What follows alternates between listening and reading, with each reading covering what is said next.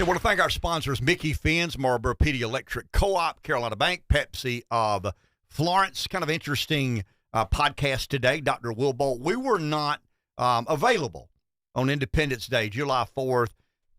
Obviously, a monumental moment in American and world history, for that matter. Dr. Bolt is an early American history professor. Actually, chairs the history department at Francis Marion with a kind of a subspecialty in early American history.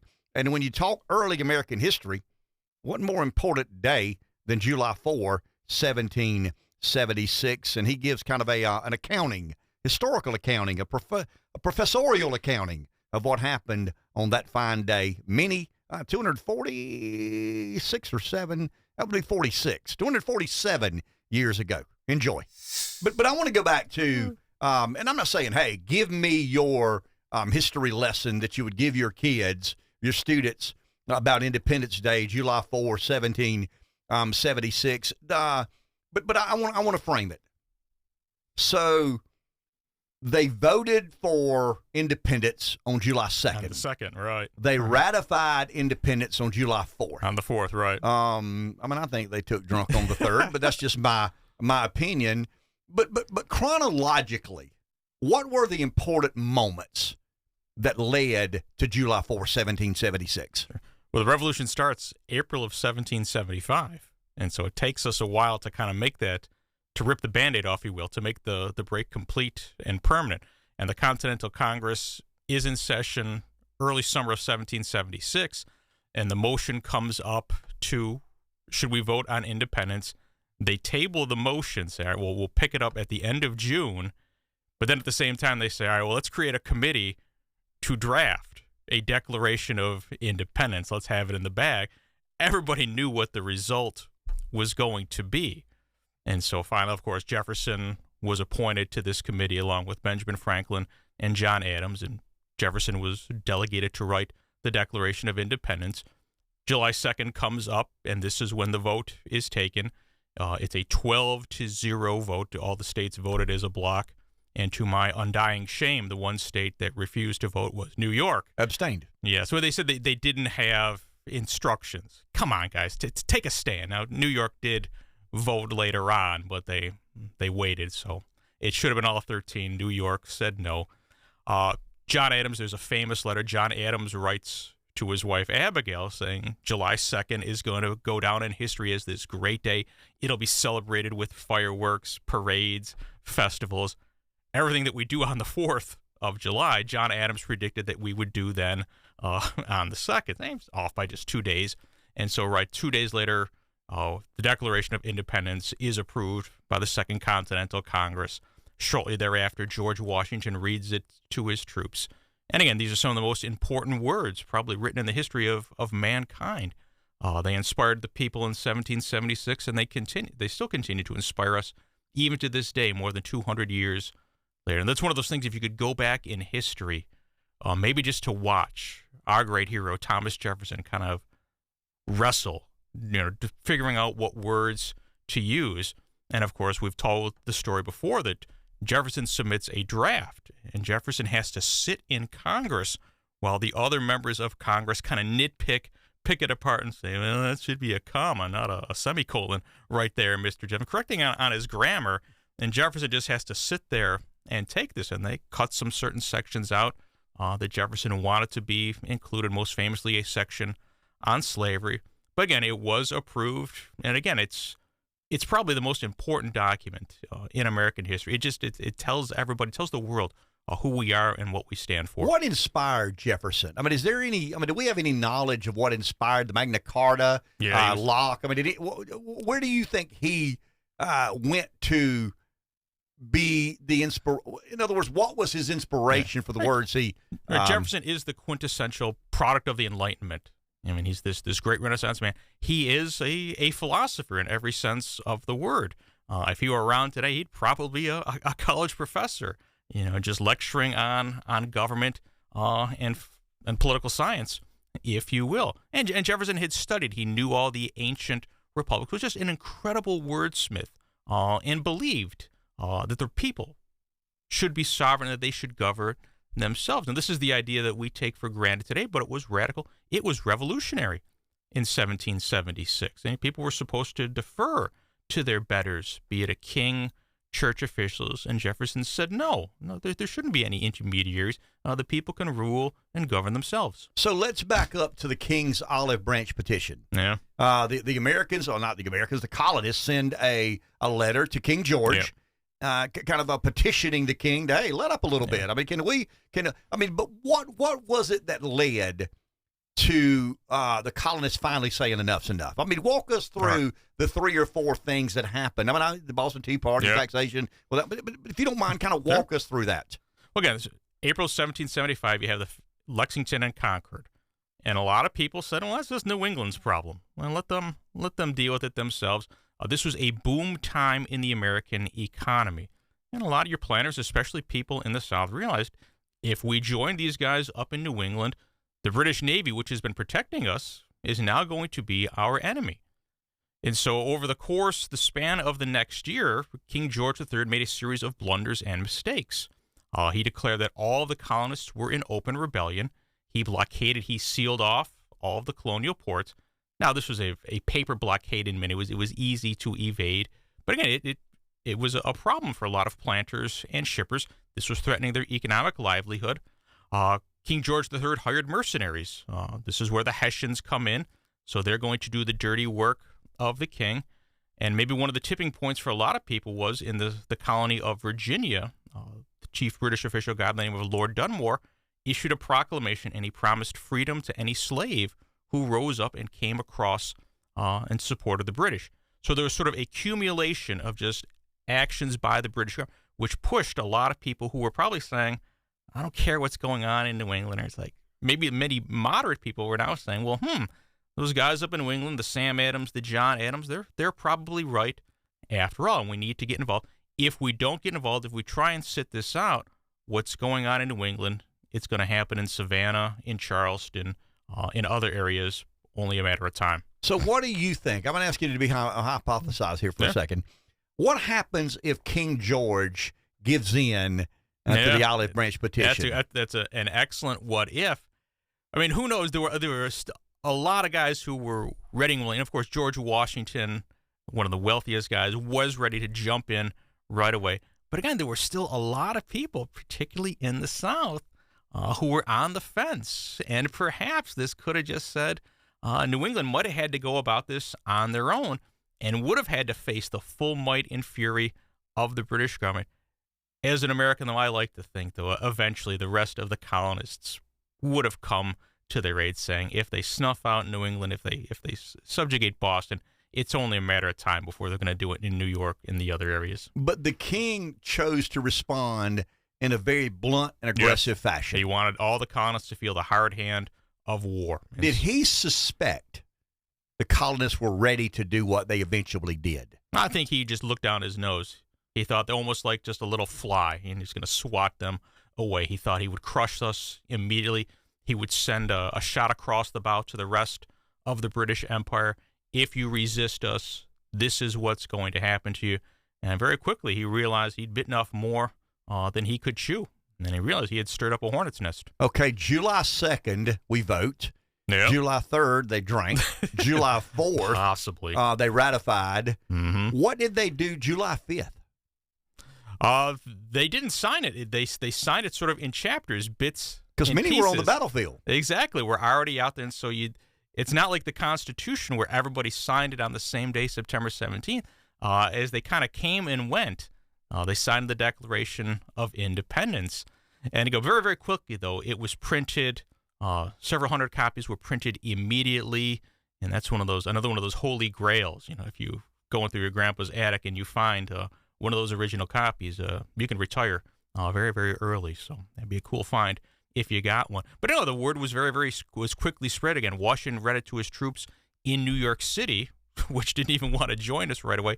A statue of King George III was taken down by the people. So clearly there was lots of support, and the people were probably ready for this by July 4th, 1776. But the Constitution comes along when? September 1787. So how did we govern ourselves?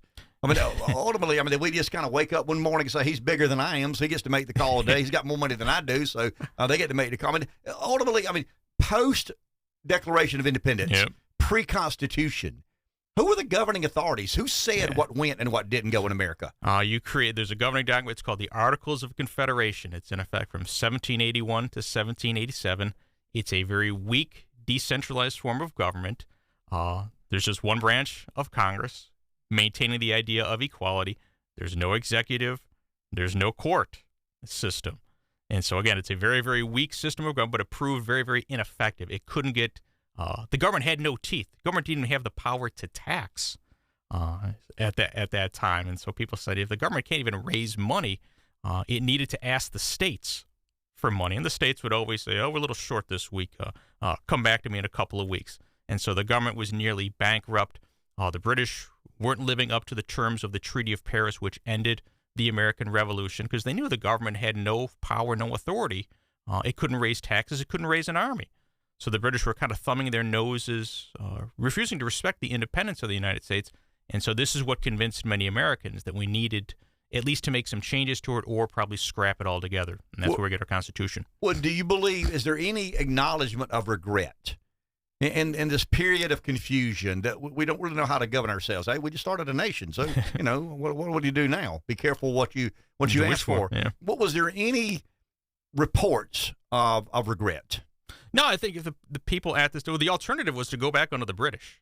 And most people said, well, the heck was that, man? We ain't doing that. Now, some people were willing to at least forgive and forget, maybe have a commercial treaty with the British and link up economically. But nobody is saying we're going back under the empire. Even if this experiment, this republic fails, crumbles, we're going to go down in flames. That's simply not an option. But what if you were a colonist not supportive of the Declaration? Yeah. What sort of options did you have? Behind door number one, behind door number two, behind door number three. You see where I'm headed? Yeah. Okay, we agreed in principle to declare our independence from King George and the British Empire. But there were some colonists that weren't real crazy about probably that. Probably a third or quarter of the population. Did we leave the back gate open so they could get out of town if they chose to? There was sort of like a gentleman's agreement. We're going to look the other way. Canada looks really good. And so that's what lots of now some people stayed behind closed doors, kept their opinions to themselves, weathered the storm.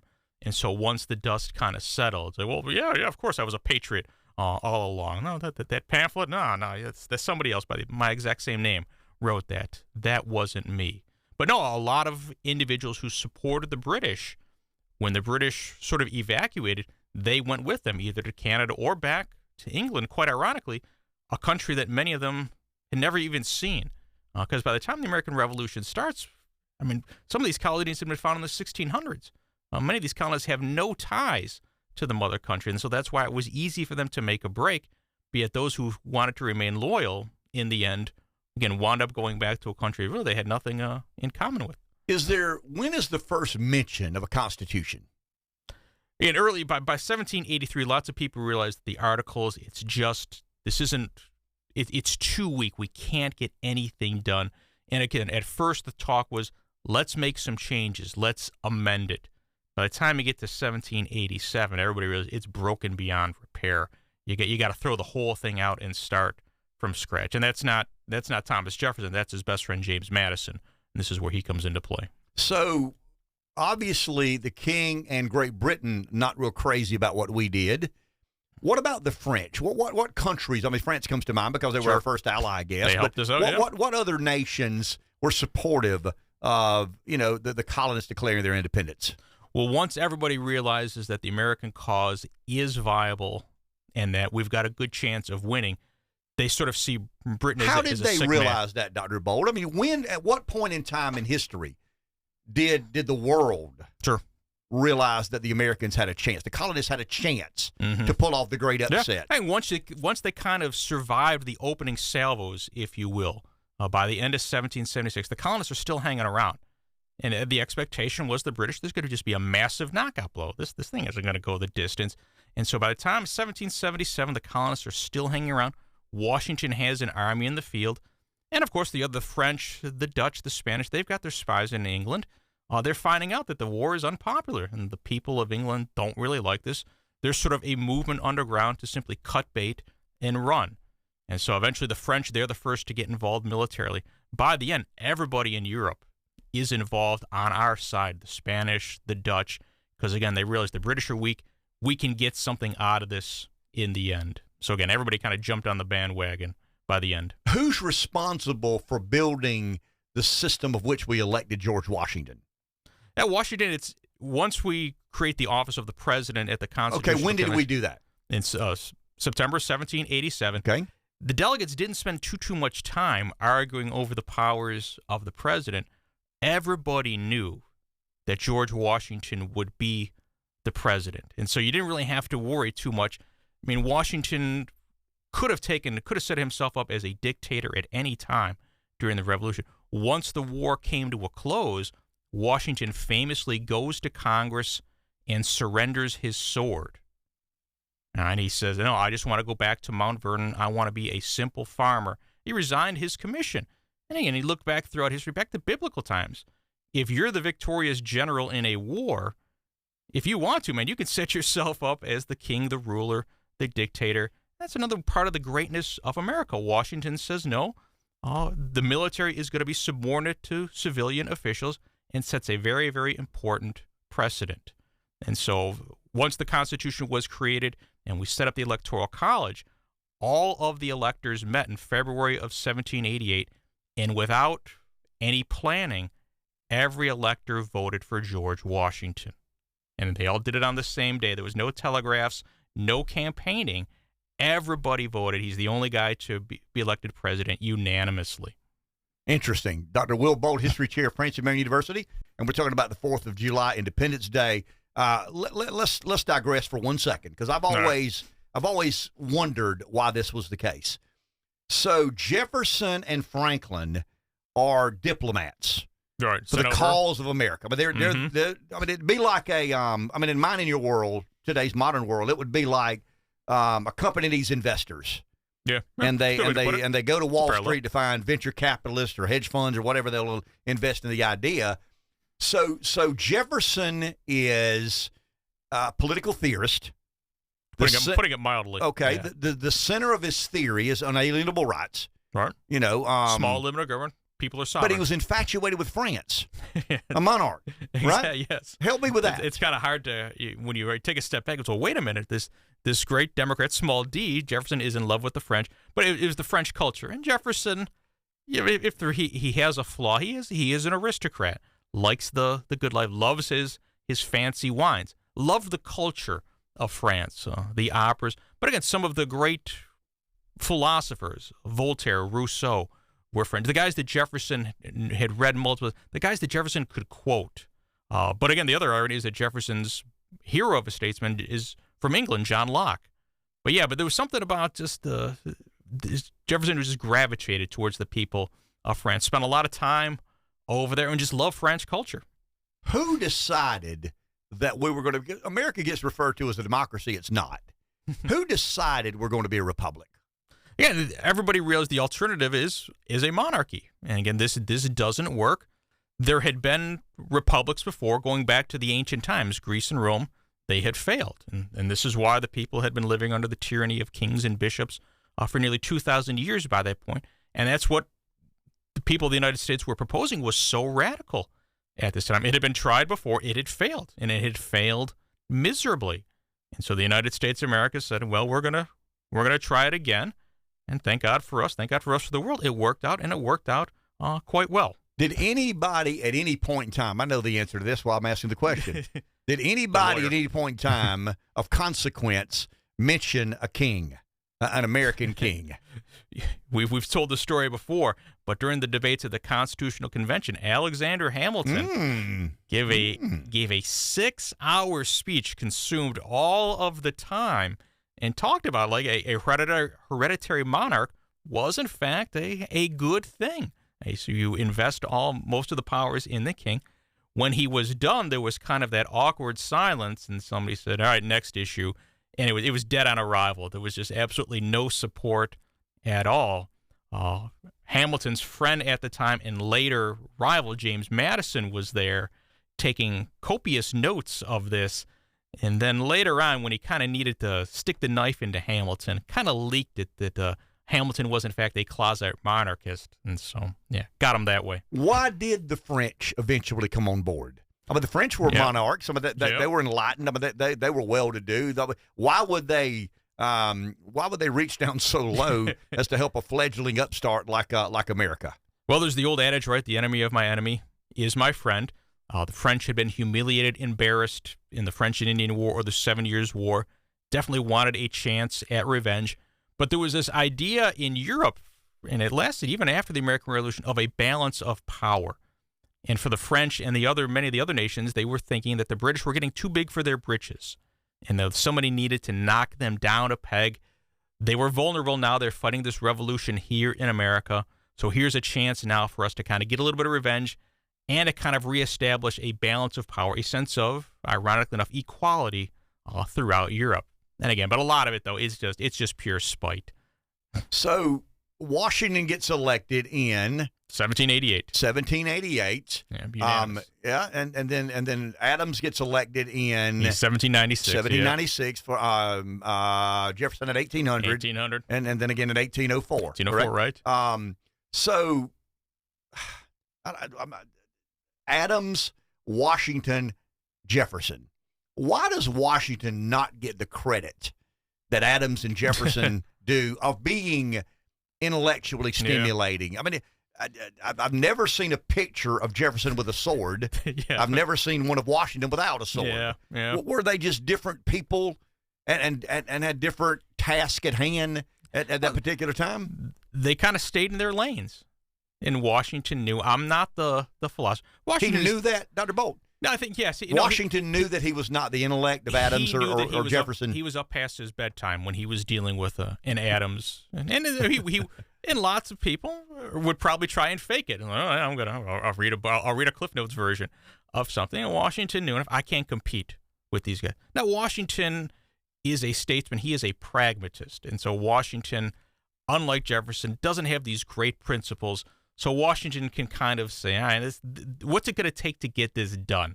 And Washington, he's a bit of a wheeler and a dealer. He's in the military, but again, he knows how to kind of twist some arms to get stuff done. Adams and Jefferson, John Adams in particular, I mean, John Adams thought the ideal form of conversation was an argument. That's how he tried to conduct his business. But again, Washington, if you look at a lot of the presidential rankings, the recent ones, Washington kind of continues to go up. He's the perfect guy. He's the right temperament at the right time. Who knows how different history would have been if we'd have had a Jefferson or a John Adams at the very, very beginning. Somebody who's very passionate, hot-tempered.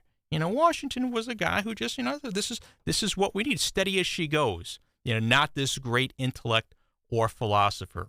Who's minding the store when Jefferson and Adams and Franklin are doing so much diplomacy abroad? Yeah, the Continental Congress is trying to keep But who are the key members outside of those great thinkers and theorists? Hey, you got a lot of guys who have unfortunately slipped through the cracks, who just really aren't that. Who would be the offensive linemen that we never mention or get the credit they deserve? Now there's a lot of these guys who have been consigned to the dustbin of history. The reason why we don't know a lot of these guys is Washington is writing to the Continental Congress all the time. I need more men. I need more money. I need more supplies. And the Continental Congress, the delegates, simply ignored many of his pleas and begging. They're running for their lives many of the times. The government is nearly bankrupt. And Washington is talking to financiers, guys like Robert Morris, saying, hey, I don't have any money to pay the Army. If I can't pay them, the Army's going to disintegrate. Morris says, all right, here's a blank check, George. Write whatever number you feel comfortable. So a guy like Robert Morris, a banker, a financier, is one of those guys sort of behind the scenes. He dabbles in politics, but he's a banker. But he's sort of one of those forgotten founding fathers, the guy who pledged his own personal fortune and gave Washington money at the end of 1776 when he desperately needed it, when many of the troop enlistments were set to expire. And so Washington is able to offer his men some money to stick around, and this is what allows him to make the desperate gamble at Trenton and Princeton. What do you make of, and this is where it gets a little bit spooky, what do you make of Adams and Jefferson dying on July 4, 50 years after signing the Declaration of Independence. It wasn't lost on the people of 1826. And for those people, there is something special, and dare we almost say providential, about the United States of America. Again, 50 years to the exact date.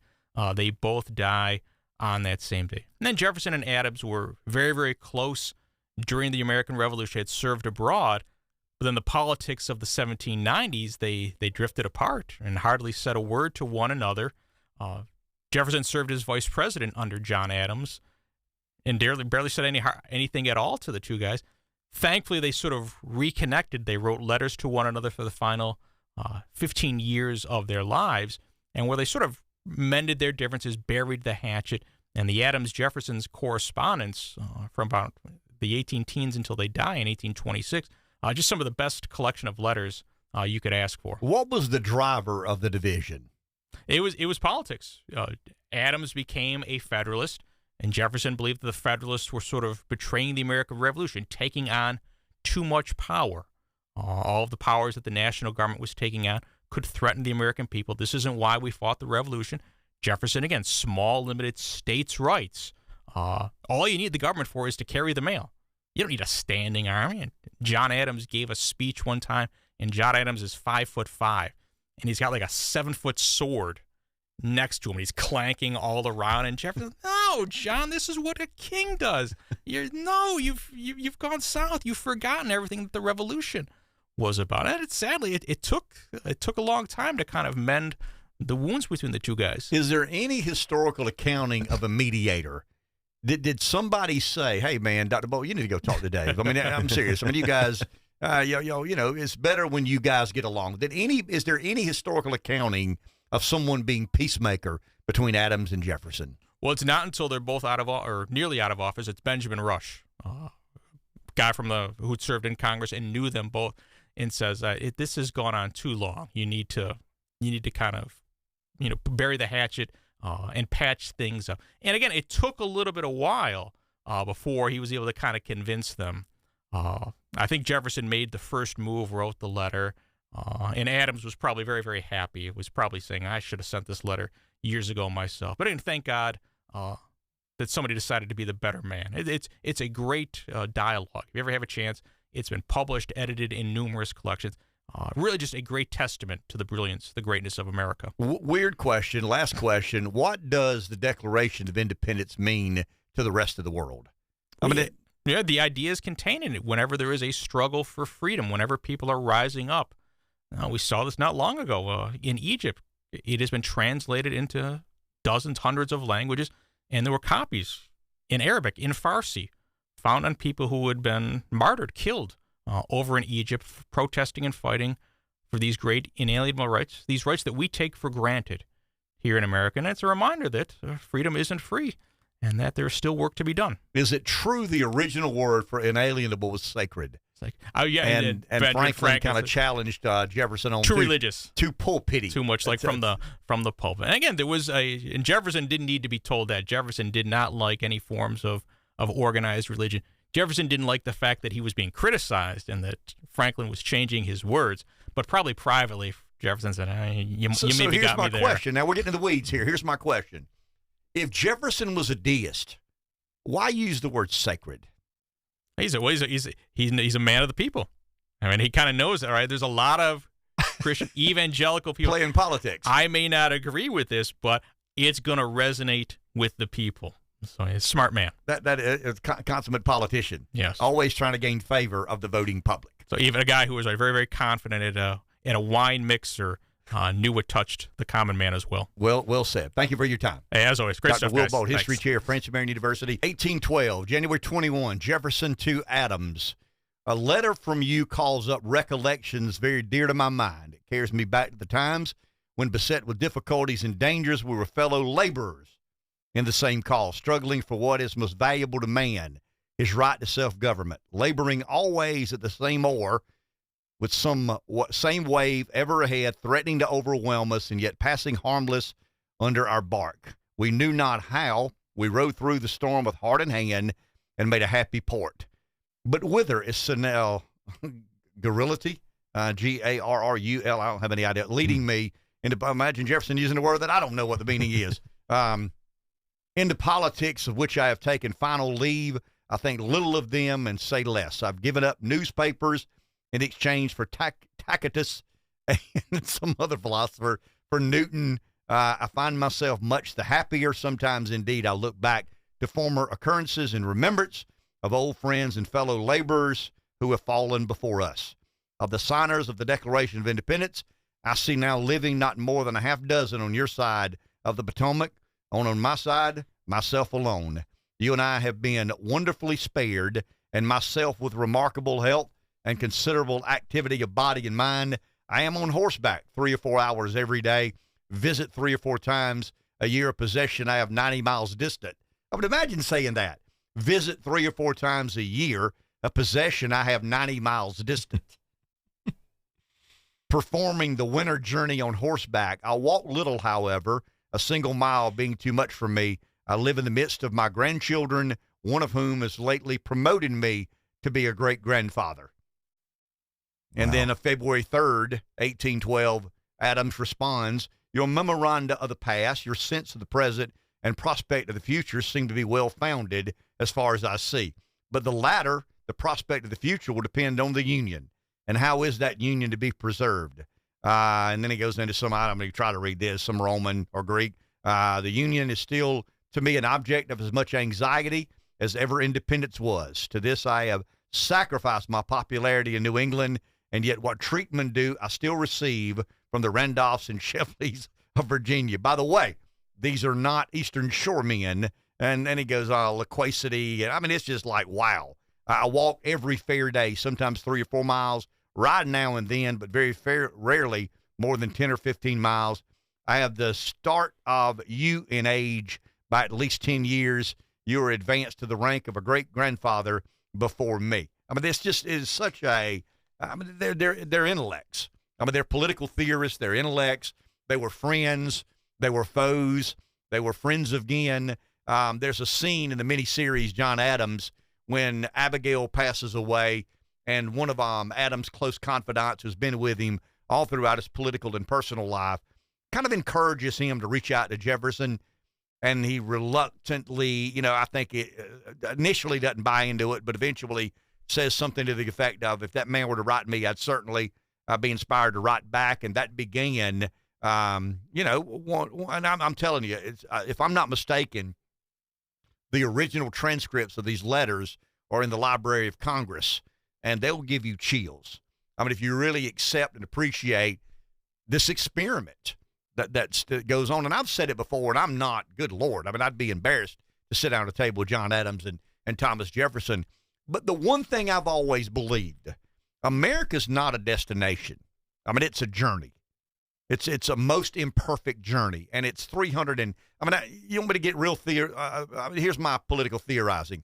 It's a big-ass nation. It's complicated. I mean, it allows people to believe what they choose to believe, to act how they choose to act within certain guardrails and boundaries, but it was so, and I've always wondered why Jefferson was so infatuated with the French.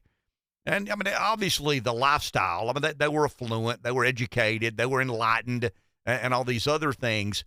But Jefferson didn't care much for monarchies. I mean, he believed the expression of free will. I mean, he went to his dying grave theorizing, writing, promoting, advocating for the thought notion that man should be allowed to choose his own course. Man should be allowed to make mistakes and reap, suffer the consequences, make great decisions and reap the benefit. And I mean, it's just such it's not just an important moment in American history, obviously, that's the case, but an important moment in world history.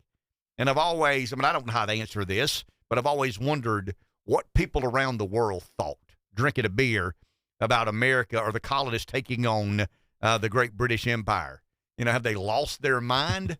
And I go back to the prisoner exchange between General Marion, and one of the redcoats, and he went back and said, "Look, these people believe in this. It's not just that they're damn good at fighting in the swamps.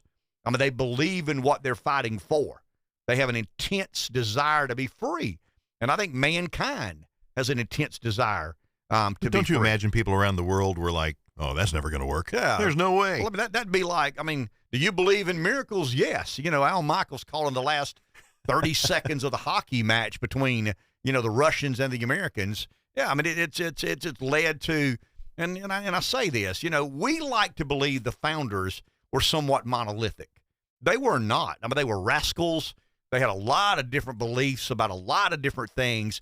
But the cornerstone of that group of men was a burning desire for man to be free from government, free from being told what to do. Want to thank our sponsors. Carolina Bank serves communities throughout northeastern South Carolina, offering a wide range of services to meet every personal or business need, from straightforward accounts to complex finances. They're prepared to help you reach your financial goals. Carolina Bank, banking on tradition since 1936. Member FDIC. Pepsi of Florence represent the entire product line of PepsiCo, one of the world's leading food and beverage companies. Pepsi of Florence also serve brands from other great companies such as Dr. Pepper, Canada Dry, Lipton Tea, Gatorade, and various regional brands. Micky Finn's largest South Carolina liquor wholesaler, serving every county in the state, largest bourbon selection statewide.